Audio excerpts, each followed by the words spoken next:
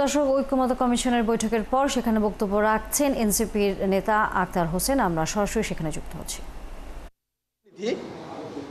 সাথে বিচার বিভাগের দুইজন প্রতিনিধি, যে বিচার বিভাগের দুইজন প্রতিনিধি তারা নতুন করে কোনো নাম প্রস্তাব করতে পারবেন না, তারা শুধুমাত্র ভোটে অংশগ্রহণ করতে পারবেন।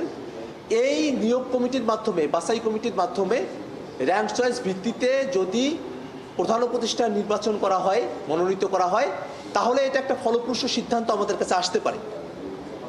আজকে যখন আমরা এই বিষয় নিয়ে কথা বলেছি, বিএনপির তরফ থেকে বলা হয়েছে ঠিক যে বাছাই কমিটি তারা যদি একমতে সিদ্ধান্ত গ্রহণ করতে না পারে, তারপরে সরাসরি ত্রয়োদশ সংশোধনে যাওয়ার যে আলাপ, তার মাঝখানের যে একটা পন্থা সেটা খুঁজে বের করার জন্য পরবর্তীতে যারা সংসদে আসলেন বা পরবর্তীতে যারা নির্বাচিত হয়ে আসলেন তারা যেন এই বিষয়টি ঠিক করতে পারেন, তেমন একটা প্রস্তাব এখানে করা হয়েছে। কিন্তু আমাদের কাছে মোটা দাগে মনে হয় যে তত্ত্বাবধায়ক সরকারের ইস্যুটা আমাদের জাতির জন্য এতটা গুরুত্বপূর্ণ যে সেটাকে পুরোপুরিভাবে সমাধান না করে তার কোনো একটু অংশকেও আমরা যদি পরবর্তী কোনো সময়ের জন্য তুলে রাখি, তাহলে এটা বড় ধরনের বিতর্কের জায়গা এবং মোটা দাগে এটা অসমাধানের একটা পরিস্থিতি তৈরি হয়ে রাখতে পারে।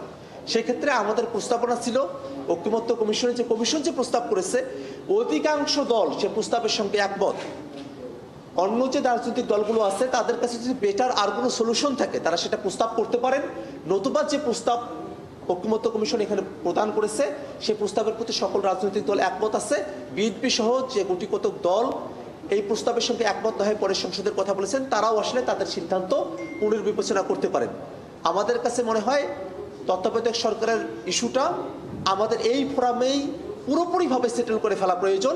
সেটাকে পরবর্তী কোনো ফোরামের জন্য রেখে দেওয়া গোটা থেকে একটা অসুনির সংকেত তৈরি করতে পারে। ধন্যবাদ।